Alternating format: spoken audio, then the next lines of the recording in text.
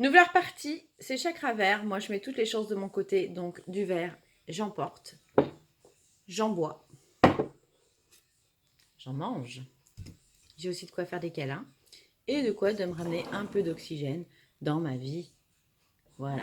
Donc, portez du vert et vous aurez le chakra vert qui va s'éclater et qui va vous ramener l'amour dans votre vie. Et moi, j'en veux de l'amour dans ma vie. Alors, je porte du vert. Manger aussi des épinards. J'ai mangé des épinards ce midi, vous voyez. J'ai ma petite croix derrière, regardez, de Jésus. C'est du vert aussi. Il y a de l'amour de partout dans la baraque. Donc la couleur associée au quatrième chakra, bien évidemment, eh ben, c'est le vert. C'est pas une surprise pour vous. C'est l'amour inconditionnel. Donc il serait intéressant vraiment de stimuler chacun des trois premiers chakras avec le quatrième, puisqu'il est bien évident que pour arriver à cette jolie dent jusqu'au chakra du cœur, il faut évidemment bien se connaître, s'aimer, pouvoir donner effectivement une ouverture, se donner une ouverture entre guillemets sur les autres, rayonner pour ensuite attirer à nous l'amour. Donc voilà, je ne peux pas vous dire autrement que stimulez-vous les chakras. Le cœur donc a vraiment est le seul à pouvoir vraiment transformer les attitudes, les pensées de façon extrêmement positive et surtout sans nuire à quiconque. Quand on parle avec le cœur, on ne peut pas blesser quelqu'un. Même quand vous lui dites que c'est un con, si c'est dit avec amour, ça passera toujours beaucoup mieux que si vous dites t'es un con, mais avec un ton méchant. Donc ça, c'est quand même extrêmement intéressant à souligner. Donc toutes les émotions peuvent être évidemment transcendées et de toute façon pour être transcendées, elles doivent forcément passer pour le cœur. On retrouvera d'ailleurs au niveau des interrelations tête, cœur, tripes. Il faut vraiment que tout ça, ça s'aligne pour que ça puisse bien circuler. Les personnes développant cette énergie du cœur seront d'excellents soignants, dévoués aux autres et à leurs proches. Je mets sur pause parce que j'ai mon fils à côté qui est en train de se faire un monologue tout seul et je pense que vous allez l'entendre dans la vidéo. Voilà, ça y est, j'ai résolu le problème. Veuillez m'excuser. Bon, pour en revenir, il offre une perspective altruiste et rencontre d'abondance en tout genre. Les gens arriveront à vous et vous irez vers les gens. Et là, vous allez vraiment rencontrer l'amour. Et quand on parle d'amour inconditionnel, bien sûr, on parle d'amour du cœur, de l'amour charnel, de l'amour de ses enfants, de l'amour vers ses parents, de l'amour, bref, de l'amour en tout genre. Et ceux d'ailleurs qui connaissent très très bien cette partie d'amour inconditionnel, ce sont les animaux. Regardez un chien, vous lui parlez pas, vous en occupez pas trop. Vous revenez de quelque part, il va venir vers vous, il va courir, et même si vous n'avez pas pensé à lui, il va vous faire la fête, il ne vous en tiendra jamais rigueur. Le cœur, c'est vraiment la seule énergie qui peut tout transcender. Tout transcender. Il n'y a que lui. Il n'y a pas autre chose que lui pour transcender les choses. Les personnes donc sous cette influence-là sont appréciées aussi par leur capacité à être dans la bienveillance et dans le soutien aux autres. Dites-moi pas quand même que derrière mon petit écran, les gens qui m'écoutent là, ils n'ont pas un chakra cœur gros comme ça. C'est évident que oui, puisque vous aidez les gens. Donc vous êtes toujours dans la bienveillance, donc vous avez déjà un potentiel de chakra cœur développé. Mais on peut toujours encore plus le transcender et de toute façon, c'est vraiment comme une source. Vous avez une pluie. Le chakra cœur, ça faut que ça dégueule de partout, quoi. Hein. Donc voilà, stimuler ce chakra permet aussi à la personne de terminer aussi un travail émotionnel. Là, on est plus pour la partie thérapeutique en étant dans l'acceptation que l'univers sait ce qui est juste et fondé pour lui, pour son éveil. Donc même si vous rencontrez des difficultés, même si des fois votre petit cœur il est brisé, etc., dites-vous bien que c'est un plan qui échappe à tout ce qu'on peut croire et que c'est vraiment là pour qu'on puisse transcender les choses. Ça, c'est extrêmement important que vous puissiez le comprendre. Il reconnaît aussi ses propres limites et surtout ne remet pas la faute sur les personnes qui auraient pu le limiter. Moi, je vous parle d'une expérience où il m'est arrivé des choses où me suis sentie victime assez longtemps et en fait, aujourd'hui, avec le recul, je pense que je suis extrêmement co-responsable de cette situation parce qu'il y a plein de situations où j'aurais pu dire non, où j'étais pas d'accord, mais je n'osais rien dire parce que j'avais tellement peur de plus avoir d'amour, alors que c'était finalement pas une forme d'amour, mais voilà, que ça m'a fait paniquer et du coup, je sais pas pourquoi je vous dis ça, mais enfin je vous le dis, vous vous reconnaîtrez peut-être dans certains. Et maintenant en fait je veux vibrer avec mon cœur pour de vrai. Je suis comme je suis, c'est à prendre ou à laisser, que ça soit pour mes amis, ma famille, mon futur amour, etc. mes enfants, enfin bref, tout, quoi. Donc il reconnaît ses propres limites et ne remet pas la faute sur les personnes qui auraient pu donc le limiter. Il est aussi dans l'accueil de toutes ses émotions et sentiments sans que le cœur ne chavire. Ça, c'est important de le souligner. Il n'a plus besoin de briller comme le soleil parce qu'il est un joyau, tout se reflète dedans et non de la planète. Il est le dernier pas à franchir avant l'ouverture spirituelle, ça c'est très clair. C'est le choix du verbe pour parler, après, quand on va vers le chakra 5, être guidé par son troisième œil, chakra 6, et être dans la sagesse, le penseur universel, le chakra 7. Donc vraiment, c'est un palier à franchir et tous les gens qui sont en recherche d'éveil spirituel, ils ne peuvent pas passer outre ce développement-là. Ils ne peuvent pas, quelquefois ça prend du temps, on a arrêté, on est longuement en pause, parce que c'est un chakra qui demande énormément de travail, d'alignement, vraiment d'alignement. Donc ça peut être un peu long, mais par contre une fois que lui il est ok, il y a tout qui se met en route et c'est juste magnifique, il n'y a plus qu'à cueillir.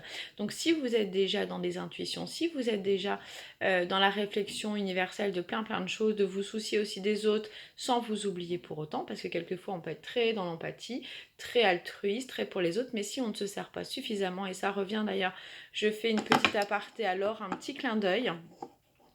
Laure, tu te reconnaîtras pour ton partage que tu as mis sur WhatsApp pendant le confinement, où justement, on en est toujours en train de donner de l'amour aux autres, mais est-ce que déjà nous, on se sert? Est-ce que nous, on prend le temps de servir notre source avant d'aller la distribuer? Est-ce qu'on vaut moins que quelqu'un d'autre? Bah évidemment que non. Donc merci pour ce partage Laure, et pour ceux qui ne l'ont pas vu, je vous invite à remonter peut-être le fil ou redemander peut-être à Laure de vous le retransmettre. C'était une page d'un livre dont elle n'avait pas le titre de l'auteur, mais en tout cas le texte reflétait vraiment, je crois, ce que nous sommes en train de parler actuellement. Donc c'est vraiment le point de bascule de tous les êtres vers les plus hautes fréquences. L'organe des sens, donc c'est l'extrémité des doigts qui nous permet le contact avec les autres et l'analyse de la matière que l'on touche. Donc vous faites quoi quand vous massez les gens? Si vous ne travaillez pas avec vos bouts de doigts, moi je ne sais pas ce que vous faites. Donc vous, à chaque fois que vous massez quelqu'un, à chaque fois que vous tenez un pied, à chaque fois que vous êtes là pour donner du bien, d'ailleurs vous êtes bien, après vous le dites, je me sens calme, je me sens posée. C'est vraiment un geste d'amour, un geste de bienveillance. Et en plus, vous stimulez vraiment tout ce chakra-là juste par le fait de travailler avec vos petits doigts. Donc c'est juste merveilleux, on a un métier merveilleux. Au niveau de l'organe de l'action, c'est la peau, donc c'est le contact avec l'autre. Notre sens le plus abouti est le toucher. Il est relié au système nerveux qui, lui, analyse le bien-être que cela peut procurer. On en a besoin vraiment dans les premiers instants de notre vie. Le toucher est indispensable. Un enfant qui n'est pas touché, c'est un enfant qui pourra pas, il pourra, mais ce sera plus compliqué de se développer correctement. Les enfants qui sont retirés à la mer parce qu'ils doivent être opérés, sous couveuse, etc., sont des enfants qui sont souvent très en insécurité. Regardez dans la nature, les animaux quand ils naissent, le premier réflexe de la maman, c'est avec la langue, c'est vraiment de le stimuler, de le toucher pour qu'il puisse rester en vie, c'est extrêmement important. Et après, il y a toutes sortes de peau à peau pour se réchauffer, etc. Donc c'est vraiment énorme ce centre d'action. Donc le toucher, c'est aussi forcément le véhicule de l'amour que l'on reçoit et que l'on peut donner. C'est dans l'expression de gestes, passer une main sur l'épaule, soutenir, prendre dans les bras, faire un bisou comme ça. Tout ça, ce sont que des gestes d'amour et qui font beaucoup de bien à qui le reçoit et à qui le donne. Au niveau de son lieu de conservation, donc l'énergie de ce chakra est conservée au niveau du diaphragme, qui est énergétiquement d'ailleurs relié aux extrémités des doigts et à la respiration. C'est vrai que de temps en temps on se sent oppressé, fermé, etc. Masser le diaphragme, vraiment ça fait du bien, ça ouvre. Par ailleurs, dans le massage, on masse toujours, on claque l'ouverture du diaphragme plusieurs fois avant de faire le cœur. Donc vous voyez, encore une fois, c'est une lecture différente, mais bizarrement, on la retrouve dans notre histoire de réflexologie. Au niveau de la glande endocrine, donc c'est le thymus, qui est la réserve des lymphocytes, donc toutes les cellules qui sont spécialisées pour agir contre les grosses pathologies, et qui va aussi déterminer le caractère sexuel des personnes, donc l'attirance vers une femme ou vers un homme. Au niveau de l'animal symbolique, on est sur le daim. De toute façon, ça représente, c'est vraiment associé à la douceur du regard qui reflète l'amour, ainsi que son sceau qui peut être aussi apparenté à la vie qui se manifeste. C'est vraiment un feu de joie. Au niveau de la période de ce développement-là, donc pour les filles, c'est 18-24 ans, et pour les garçons, donc c'est 20 ans et 28 ans. Vous êtes toujours en retard par rapport à nous les garçons, hein, je trouve. Bon, ça c'est mon côté un peu féministe, pardon. Je m'excuse, je vous demande pardon, Christophe, Simon, Nicolas, j'espère que j'oublie personne. Je vous demande pardon les gars. Le cycle 3 pour les cycles 2 en MTC, donc c'est les premières constructions amoureuses solides. Là, on n'est plus sur le premier amour, on bascule quand même vers quelque chose qui peut se construire un peu plus. Voilà, au niveau du chakra 5, je continue. La couleur associée au cinquième chakra, pardon, c'est le bleu. Alors, paraît-il, jusqu'à l'ultraviolet, pardon, paraît-il qu'il existe un chakra intermédiaire qui serait entre le chakra cœur et le chakra de la gorge, qui est à peu près ici et qui serait turquoise. Donc, je pense que c'est de la communication, mais peut-être pas encore poussé vers l'éveil, la spiritualité. Après, je ne maîtrise pas le sujet, mais je l'ai lu, donc je vous le partage, vous ferez peut-être des recherches dessus. Voilà. Donc ça veut dire qu'on ne parlerait pas de cette chakra, mais on en parlerait de beaucoup plus. À ce stade, donc les personnes vont être en recherche d'un modèle référent pour leur évolution, et c'est vraiment le langage approprié de la sagesse. C'est-à-dire qu'on va se servir de ce centre de communication, vu que le cœur est bien ouvert, pour communiquer sans blesser, sans faire du mal, sans atteindre l'autre. On peut dire des duretés, mais avec beaucoup de douceur. Les personnes qui développent donc cette énergie du langage seront donc d'excellents conseillers. Leurs voix pourront apaiser, leur chant peut transporter n'importe quelle personne dans une sensation de bien-être. Donc on va avoir aussi toutes les personnes qui font de l'hypnose. Vous, quand vous donnez un conseil, enfin voilà, c'est tous les métiers qui peuvent offrir des conseils rassurés, faire du bien, etc. Il offre donc une perspective aussi de s'enrichir des uns et des autres, puisque c'est vraiment en rentrant en communication avec les autres, en ayant vraiment une ouverture d'émetteur quand on parle et de récepteur, que l'on peut rentrer en communication avec l'autre, en altérité avec l'autre, et du coup on peut apprendre des choses, on peut apprendre des choses sur soi, on peut apprendre des choses sur l'autre, sur le monde, etc. Et ça sort aussi de tout ce que nous, on pourrait savoir. L'autre nous offre aussi la possibilité de nous apprendre quelque chose que nous ignorons. Et donc c'est très très bien. Et même par rapport à nous, c'est-à-dire avoir un retour, un regard, un feedback sur nous, des fois c'est important. Si le feedback il est bien fait, s'il est fait dans une intention vraiment de faire du bien et de ne pas blesser, au contraire d'améliorer les choses et de faire grandir, eh ben on est pas mal. L'organe des sens, on est sur les oreilles. Bah tiens, de toute façon, à bon entendeur, salut. On ne peut pas parler et pas recevoir l'information, etc., etc. Donc les oreilles sont vraiment essentielles dans la communication avec les autres.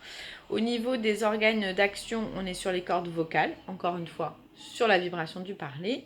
Et au niveau du lieu de conservation, on est sur l'énergie de ce chakra, vraiment va se mettre au niveau de la tête. Les habitudes de sommeil, là on aura vraiment une personne qui va dormir sur le flanc gauche avec les jambes allongées pour obtenir finalement un sommeil extrêmement profond. L'équilibre de ce sommeil est quand même réduit entre 5 et 6 heures. Au niveau de la glande endocrine, c'est la thyroïde. De toute façon, ça je pense que vous le maîtrisez tous parce que je pense que c'est assez ancré que les problèmes de thyroïde sont vraiment reliés à la communication. Alors pas que, autant aussi, mais c'est aussi la communication. Et puis rappelez-vous que c'est stratégique parce que c'est vraiment le pont entre ce que je pense et ce que je vais faire avec mon corps. Aller, prendre dans les bras, etc., etc. L'animal symbolique, c'est l'éléphant gris à une seule trompe. Alors, c'est vraiment un texte philosophique indien. Le maître intérieur est assis sur l'éléphant, ce qui signifie que son conseil est aussi solide que l'éléphant. Par ailleurs, lors du tsunami, bien qu'avant qu'il entre dans les terres, les éléphants ont sauvé les habitants en se mettant vraiment à courir plus loin dans les terres. Les maîtres, ne voulant pas perdre leur bétail, les ont suivis. Quand on sait ce qui s'est passé par la suite, si nous écoutions un petit peu plus la nature, parce qu'écouter et parler avec la nature, ça se fait aussi, on aurait certainement sauvé beaucoup plus de vies. Au niveau de la période de développement, on est sur les 24-30 ans, et pour les filles, et pour les garçons, c'est 28-35 ans. Au niveau de la MTC pour ce qui concerne les cycles 2, c'est le cycle 4 qui est à cheval sur le cycle 5 pour les garçons. Au niveau de la connexion céleste, c'est la planète Jupiter. Donc il suffira aussi d'aller regarder, pour ceux qui s'intéressent toujours aux planètes, l'influence que peut avoir Jupiter sur nous en tant que personne. Au niveau du chakra 6, donc la couleur associée au 6e chakra est le blanc laiteux lunaire. Je retire le vert, évidemment. Regardez, c'est génial. Je suis une magicienne de lumière. Pouf, voilà, je vire tout ce qui n'est pas blanc. Mes petits pompons, hop. Et voici, pardon, je suis en blanc. Presque en blanc, pardon. Je vais donc m'occuper de mon chakra 6. La couleur associée au 6e chakra, donc est le blanc laiteux et lunaire, voir vraiment ce qui est invisible. Hein. C'est la capacité là d'ouvrir son champ. Donc il y en a beaucoup qui se plaignent d'avoir des maux de tête pas possibles quand il y a une ouverture de ce chakra-là.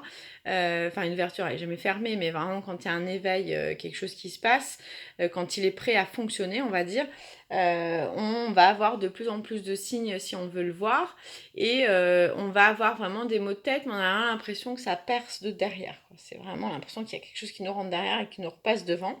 C'est assez désagréable. Mais il faut en passer quelques fois par là. Donc c'est pas du tout des douleurs qui sont soulagées par un Doliprane ou toute autre chose, c'est des douleurs qui sont vraiment liées au 3e œil. D'ailleurs, je discutais avec une de mes élèves il n'y a pas longtemps sur justement des maux de tête, parce qu'elle en plus elle a vraiment une bonne vision, une bonne intuition, etc. Il faut savoir aussi que quand vous faites des voyages astro, quelquefois il n'y a qu'une partie de votre corps, parce que vous avez un peu peur, vous restez accroché dans votre corps physique, donc il n'y a qu'une partie de votre corps qui va y voir, et vous avez souvent